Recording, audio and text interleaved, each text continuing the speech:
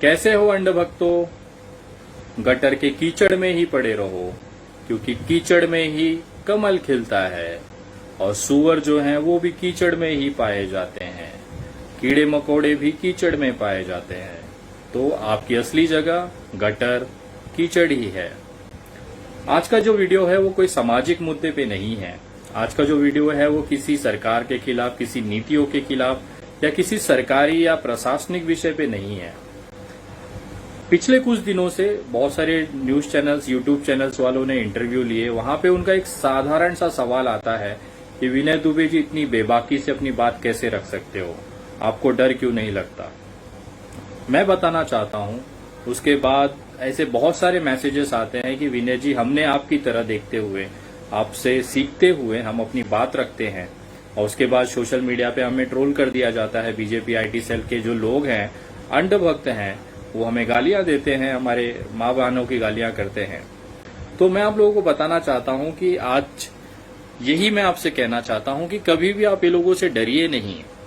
इनकी ये एक्चुअली बहुत कमजोर तबका है जो नरेंद्र मोदी जी ने पाल रखा है, बीजेपी ने पाल रखा है।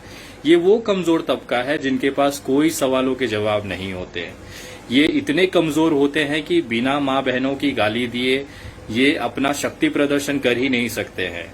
ऊपर का माला इनका खाली है, गोबर भरा होता है। इसके अलावा इनके पास कोई विकल्प ही नहीं बचता है कि ये गाली से बात करें।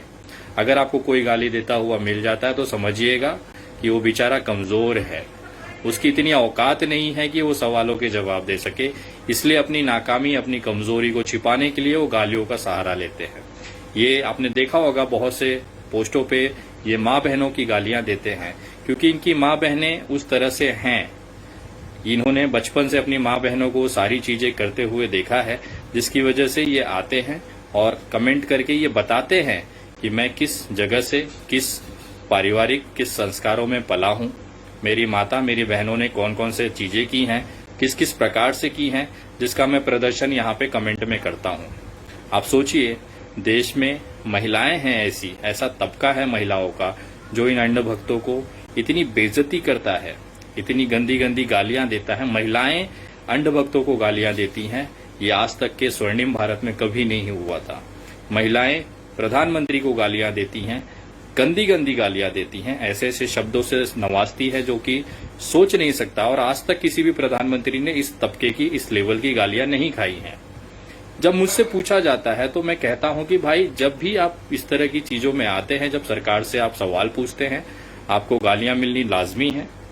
आप किसे अपना आदर्श मानते हैं, उसके हिसाब से आपका प्रदर्शन, आपका एक बर्ताव सोशल मीडिया पे दिखता है। मैंने कभी किसी को माँ बहन की गालियां नहीं दी हैं। लाइव वीडियोस में कभी भी अपशब्दों का, मैं अपशब्द यूज करता हूं, लेकिन माँ बहनों के प्रति नहीं करता हूं, क्योंकि वो मेरे संस्कार नहीं है, मेरे परिवार की वैसी परवरिश नहीं है जैसा अंध भक्त और मोदी जी अपने अंध भक्तों को देते हैं। मोदी जी इस मामले में बहुत प्रखर हैं। उन्होंने अपने अंध भक्तों को वैसी शिक्षा दी है कि आप किस तरह से माँ बहनों की इज्जत, उनके कपड़े सोशल मीडिया पे फाड़ सकते हो, उनको गैंग रेप की धमकियां दे सकते हो, और रेप किस तरह से किया जाता है, उनके प्राइवेट पार्ट में आप क्या क्या डाल सकते हो, क्या क्या बता सकते हो। ये मोदी जी ने अपने अंध भक्तों को सिखाया है। वो अपना प्रदर्शन वहां पे करते हैं। इसमें कोई छुपी बात नहीं है, पूरा देश ये चीज जानता है कि एक महिला के पोस्ट पे, एक माँ बहनों के प्रति इन मोदी जी के जो समर्थक हैं, उनका क्या हालत, किस तरह की विचारधारा, किस तरह की मानसिकता है, वो पूरा देश जानता है। और खैर, होना लाजमी है। जैसा नेता होता है वैसे ही उसके कार्यकर्ता होते हैं। लोग मुझसे पूछते हैं, आप इतनी निडरता से अपनी बात कैसे रख सकते हैं। तो मैं ये कहता हूं कि मैं जिनको फॉलो करता हूं वो एक अलग तरीके के इंसान हैं। उन्होंने अपने जीवन में संघर्ष किए हैं। मैं उनकी जीवनी से प्रेरणा लेता हूं, उनके हौसलों से प्रेरणा लेता हूं। अभी जिस तरह से लोग मुझे ट्रोल करते हैं सोशल मीडिया पे, कहते हैं कि मेरा मजाक उड़ाते हैं, मेरे दांतों को देख के हंसते हैं, मेरे चेहरे को देख के हंसते हैं।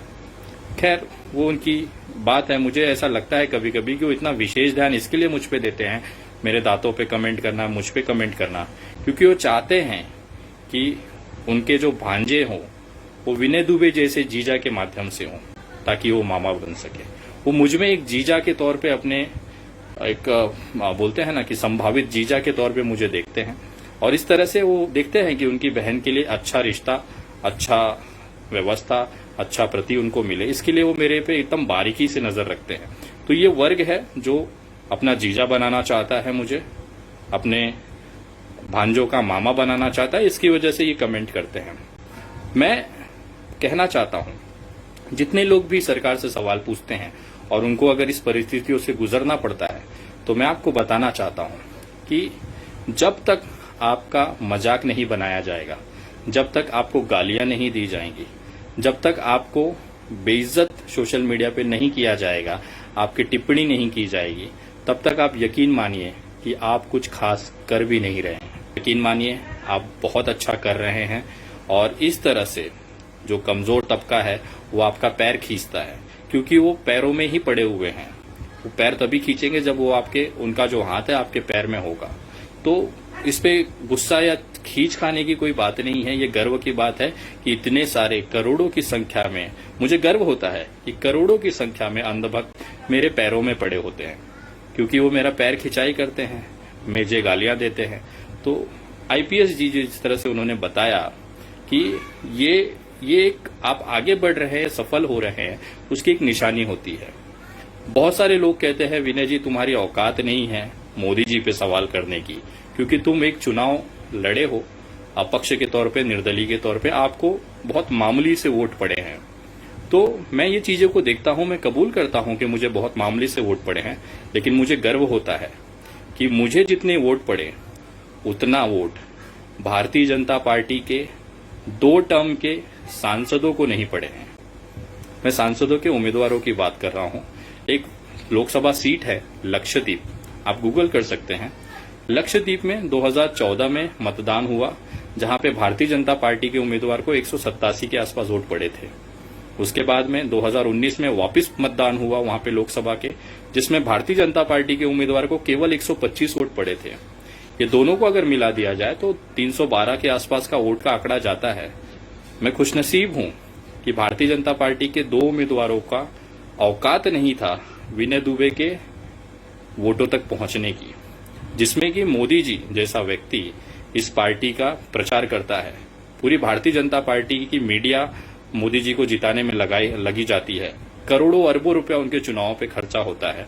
उसके बावजूद भी इनके उम्मीदवार 2 चुनावों में भी टोटल अगर इनका जोड़ दिया जाए तो विनय दुबे से कहीं पीछे उनका वोट पड़ा है। तो मुझे गर्व होता है कि इन अंधभक्तों के और उनके उम्मीदवारों की इतनी औकात नहीं होती है कि वो विनय दुबे के पड़े हुए वोटों की तुलना में उनके कहीं आसपास भी भटक पाए 2-2 बार में। नेशनल दस्तक की आपसे गुजारिश है कि अगर इसको बचाना चाहते हैं तो नेशनल दस्तक को सब्सक्राइब करने के लिए रेड कलर के सब्सक्राइब बटन को दबाएं, फिर बेल आइकन की घंटी दबाएं। नेशनल दस्तक को बचाने के लिए बहुत जरूरी है कि हर खबर को शेयर करें, लाइक करें, कमेंट जरूर करें।